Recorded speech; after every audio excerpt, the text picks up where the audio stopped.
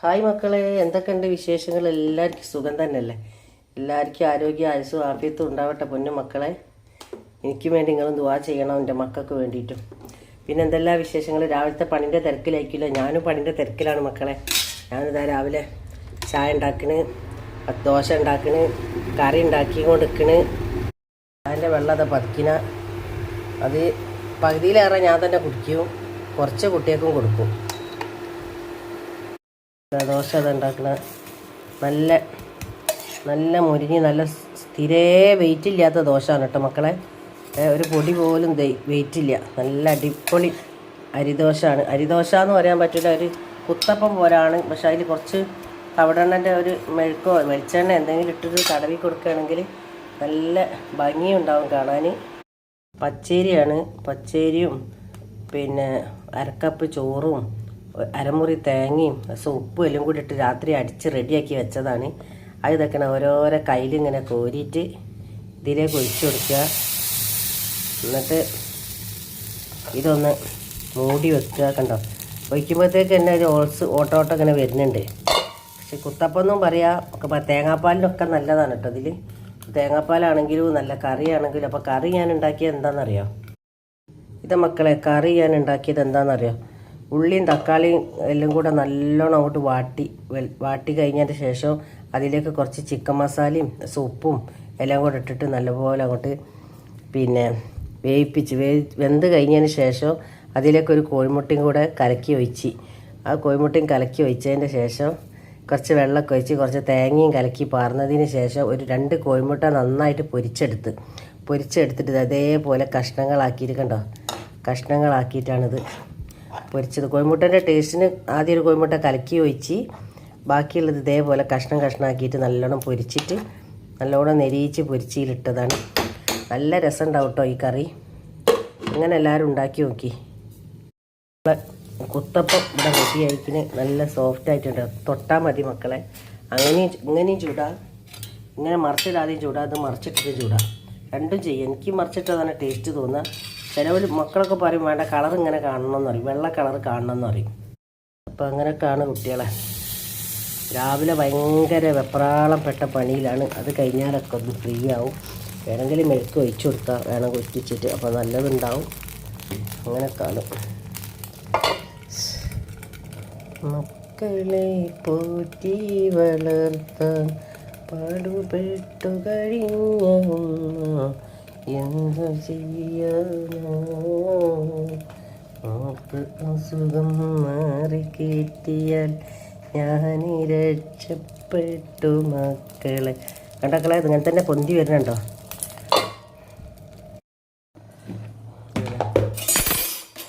Soft പത്തിരിയാണ് കേട്ടോ. ഇങ്ങനെയൊക്കെ നല്ല കുഴങ്ങി ഇട്ടു. പക്ഷെ ഞാനെന്താക്കുന്നില്ല, മറിച്ചും തിരിച്ചൊന്നും ഇടും. ഇതെനിക്ക് ഭയങ്കര ഇഷ്ടമാണ്. മറിച്ചിട്ടും തിരിച്ചിട്ടിട്ട് തിന്നുമ്പോൾ നല്ല ടേസ്റ്റാണ്. ഇതായാലും കുഴപ്പമില്ല മക്കളെ, നല്ല സോഫ്റ്റ് പത്തിരിയാണ്. ഇതേപോലെയൊക്കെ ചുടുക. ചോറൊക്കെ ബാക്കിയുണ്ടെങ്കിലൊക്കെ ഇതേമാതിരിയൊക്കെ ചെയ്താൽ മതി. ചുടാനും എളുപ്പമാണ്, വേഗം അങ്ങോട്ട് കിട്ടുകയും ചെയ്യും. പക്ഷേ അങ്ങനെ അല്ലേ, അതിലെല്ലാം നല്ല നല്ല സോഫ്റ്റ് ഉണ്ടാവും. നല്ല ഒരു ഗോൾഡൻ കളറായിട്ട് വന്നിട്ട് ഇതേമാതിരി ഉണ്ടാവും മക്കളെ. വേഗം അങ്ങോട്ട് കിട്ടും. ചീനച്ചട്ടി പറഞ്ഞിട്ടുണ്ടെങ്കിൽ നെയ്യപ്പം പൊരിക്കുന്ന മാതിരി പൊരിച്ചെടുക്കുക. അങ്ങനെ പൊന്തി വരും. ചീനച്ചട്ടിയിലാണിത് ചുട്ടുകണമെന്നുണ്ടെങ്കിൽ നല്ലോണം പൊങ്ങി വരും. അതിന് പറയും ബൺദോശ എന്ന് പറയും. ബണ്ണിൻ്റെ മാതിരി ഉണ്ടാവും. 4-5 കഷ്ണം ചിക്കൻ ഉണ്ടായിന് ഇവിടെ. അപ്പോൾ ആ ചിക്കൻ കൊണ്ട് ഞാനൊരു 65 ഉണ്ടാക്കുകയാണ് മക്കളെ. കണ്ടോ, അതേമാതിരി 65 എന്ന് പറഞ്ഞാൽ ഇങ്ങനെ നമ്മളുണ്ടാക്കൽ 65. ക്യാപ്സിക്കം ഇട്ടിക്കണ്, വലിയ ഉള്ളി അധികം ചെറുതാക്കാതെ വലിയ കഷ്ണങ്ങളാക്കി ഇട്ടിക്കണ്, കുറച്ച് സോസ് ഒഴിച്ചിക്കണ്, അങ്ങനെ എല്ലാം കൂടി ചില്ലി സോസ് അയക്കണം കുറച്ച്. അങ്ങനെ എല്ലാം കൂടി ആയിട്ട് കുട്ടികൾക്ക് പത്തിരിക്ക് നല്ല ടേസ്റ്റ് ആയിരിക്കും ഇത് തിന്നാൻ. നമുക്ക് പത്തിരിക്ക് കോഴിമുട്ടക്കറി ഉണ്ടാക്കിക്കണേ. ഇനി ഇതും കൂടി ആക്കി സ്കൂളിലേക്ക് കൊടുക്കാനാണെങ്കിലും നല്ലതല്ല. ആകെ 4-5 കഷ്ണം ചിക്കനുള്ളൂ. കണ്ടില്ല മക്കളെ, എണ്ണാൻ മാത്രമേ ഉള്ളൂ. 1, 2, ഒരു കഴുത്തിൻ്റെ കഷ്ണമുണ്ട്, 3, 4, 5, 6, 7, ഒരു 7 കഷ്ണം വെച്ചിട്ടാണ് കളി കളിക്കുന്നത്.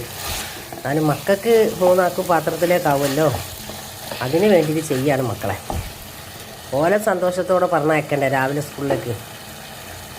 രാവിലെ എണീച്ച് വരുമ്പോൾ എന്താ സ്കൂളിലേക്ക് കറി, എനിക്ക് വേണ്ട, ഞാൻ തിന്നണില്ല, ഇതാണ് എണീറ്റ് വരുമ്പോൾ തന്നെ പറയുക. അപ്പോൾ ഇത് ഉണ്ടെന്ന് പറഞ്ഞാൽ ചിലപ്പം നല്ല സന്തോഷം ഉണ്ടായിരിക്കും. ഇതും പത്തിരിയും കൊടുക്കാനാണ് വിചാരിച്ചത്. അങ്ങനെ പണികളൊക്കെ കഴിഞ്ഞ് മക്കളെ ഇനി ഹംദാനെ സ്കൂൾ കൊണ്ടുപോയാക്കണം. അത് കഴിഞ്ഞിട്ട് വേണം എനിക്ക് സാധനം വാങ്ങാൻ ഏതായാലും ഒന്ന് ലുലുമാളിലൊന്ന് കയറണം. വല്യാപ്പ അനാനെയും കൊണ്ട് പോവുകയും ചെയ്യും. അനാൻ്റെ സ്കൂൾ വണ്ടി പോയി മക്കളെ. കുറച്ചു നേരം തിരിഞ്ഞ് കളിച്ച് അനാൻ്റെ സ്കൂൾ വണ്ടി പോയി. എന്തൊക്കെയാ പാത്രം അങ്ങനത്തെ കഥയിലായിപ്പോയി. അപ്പോൾ അതുകൊണ്ട് ഇനിയിപ്പം അനാനെ കൊണ്ടാക്കാൻ വേണ്ടി പോകണം. അപ്പോൾ അംദാനും കൂട്ടുക, അല്ലെങ്കിൽ ലുലുവിലേക്ക് ഒന്നിക്ക് കയറണം. കുറച്ച് പച്ചക്കറി അതും ഇതൊക്കെ വാങ്ങാനുണ്ട്. അങ്ങനെയൊക്കെയാണ് കുട്ടികളെ.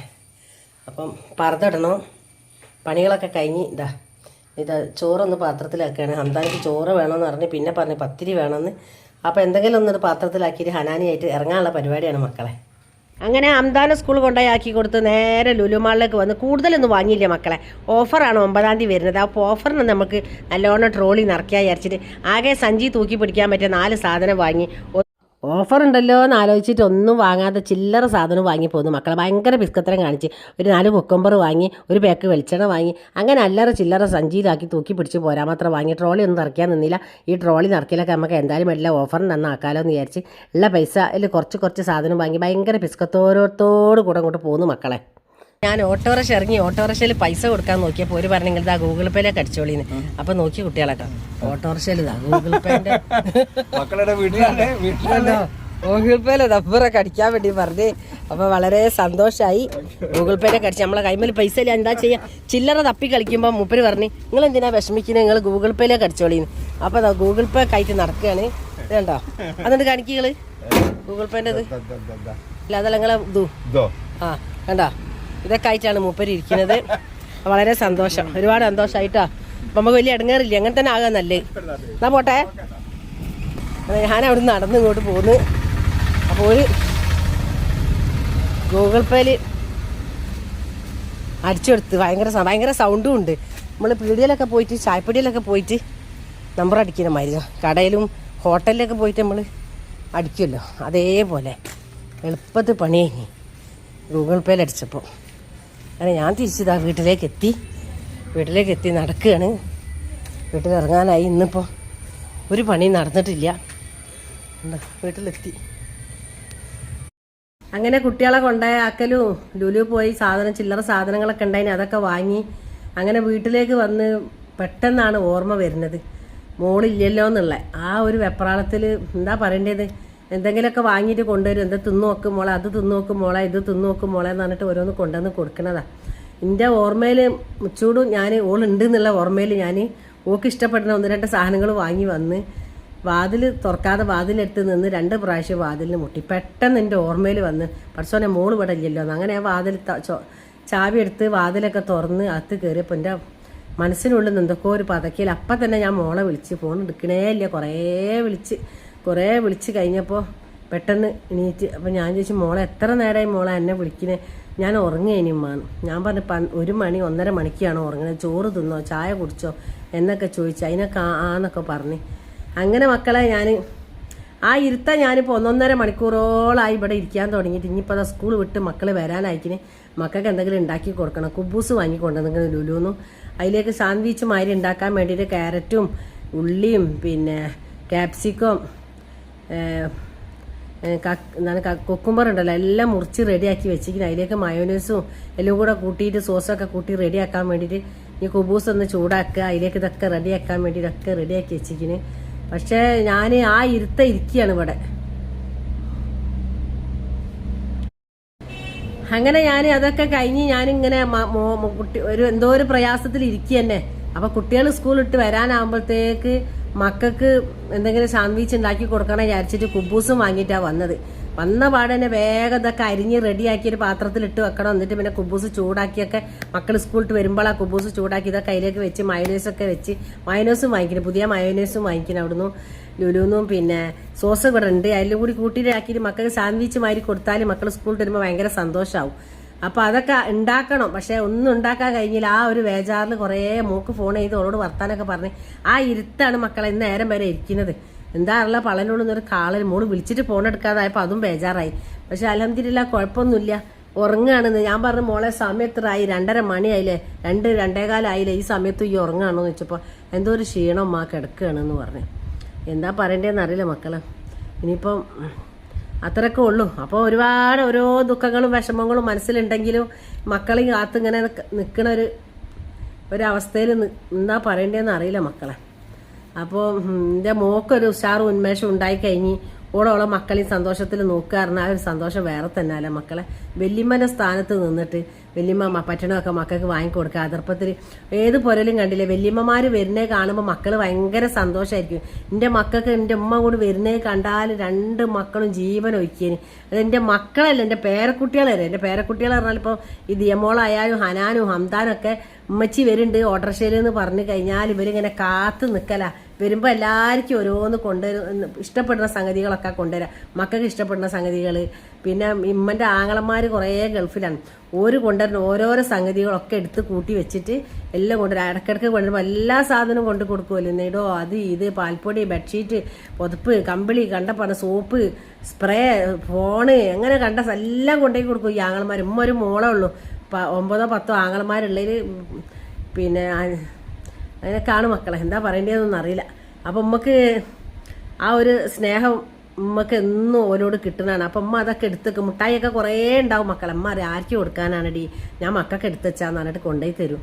ഇതൊക്കെ മക്കൾക്ക് കിട്ടും. ഉമ്മ ഓൽക്കറിയാം വരുമ്പോൾ എന്തെങ്കിലും മാല, എന്തെങ്കിലും മുത്തിൻ്റെ പേഴ്സ്, കുഞ്ഞി പേഴ്സുകൾ, അത് ഇത് അങ്ങനത്തെ സാധനങ്ങളൊക്കെ ഉമ്മക്ക് എല്ലാ സംഗതി ഉണ്ടാക്കാൻ അറിയാം മക്കളെ. നൂലുകൊണ്ട് പിന്നെ ഉടുപ്പുണ്ടാക്കും, നൂലുകൊണ്ട് നല്ല നല്ല ഉടുപ്പുകൾ ഉണ്ടാക്കും, പിന്നെ പേഴ്സ് ഉണ്ടാക്കും, തൊപ്പി ഉണ്ടാക്കും, അങ്ങനെയൊക്കെ ഓരോന്ന് ഉണ്ടാക്കിയൊക്കെ ദിയമോക്ക് ഒരു തൊപ്പിയൊക്കെ ഉണ്ടാക്കി കൊടുത്തിന് ഇപ്പം അടുത്ത്.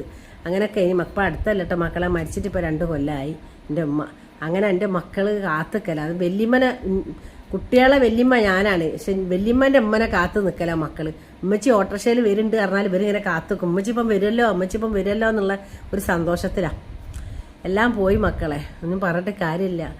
നന്മയാൽ കഴിയേണ്ട വീട നെല്ലോ ദുനിയാവോർക്കണം, കർമ്മമേറെ ചെയ്തിടാൻ കൽബിൽ മുസല്ല വിരിക്കണം, കബറിലെത്തും മുമ്പു ഈമാൻ കഥകുമെല്ലെ തുറക്കണം, കലിമ ചൊല്ലിയിരിക്കണം, ഈ യാത്ര സഫലമാക്കണം, ഈ യാത്ര സഫലമാക്കണം. എല്ലാവരും മരിച്ച് പിരിയാനുള്ളതാണ്. എന്നാലും നമുക്ക് വേണ്ടപ്പെട്ടവരൊക്കെ നമ്മളെടുത്തുനിന്ന് വിട്ടു പോകുമ്പോൾ മരിക്കണം, എല്ലാവരും മരിക്കാനുള്ളതാണ്. എന്നാലും വേണ്ടപ്പെട്ടവരൊക്കെ നമ്മളെ വിട്ടു പോകുമ്പം വല്ലാത്തൊരു വേർപാട് തന്നെയാണ് അല്ലേ, താങ്ങാൻ കഴിയൂലല്ലേ. ആലോചിച്ചിട്ട് എൻ്റെ അമ്മനെ ആലോചിച്ച് കരയാത്തൊരു ദിവസമല്ലേ മക്കളെ, ഓർക്കാത്തൊരു നേരമില്ല. എപ്പോൾ നോക്കി കിടക്കാൻ നേരത്ത് വരെ എൻ്റെ അമ്മനെ ആലോചിച്ചിട്ടാണ് ഞാൻ കിടക്കുക. സത്യം എൻ്റെ ഉമ്മൻ്റെ മരണം എനിക്ക് വല്ലാതൊരു പ്രയാസപ്പെട്ട മരണം. പക്ഷെ ചോദിക്കും വാപ്പ മരിച്ചതല്ലേ, വാപ്പയും ഉമ്മയും ഒക്കെ മരിച്ചിരിക്കണ്. പക്ഷെ ഉമ്മൻ്റെത് വല്ലാത്തൊരു പ്രയാസപ്പെട്ടൊരു മരണമായിപ്പോയി.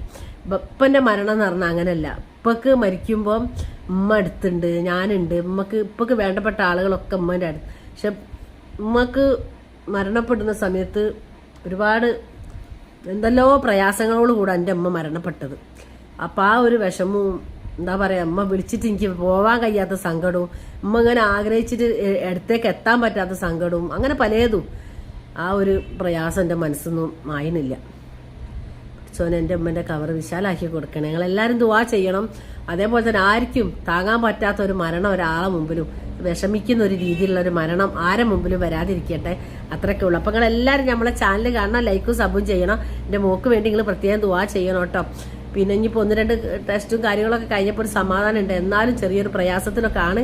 പക്ഷെ എല്ലാം റെഡിയാവും എന്നുള്ളൊരു പ്രതീക്ഷയോട് കൂടെ ഞാൻ നിങ്ങളോട് എല്ലാവരോടും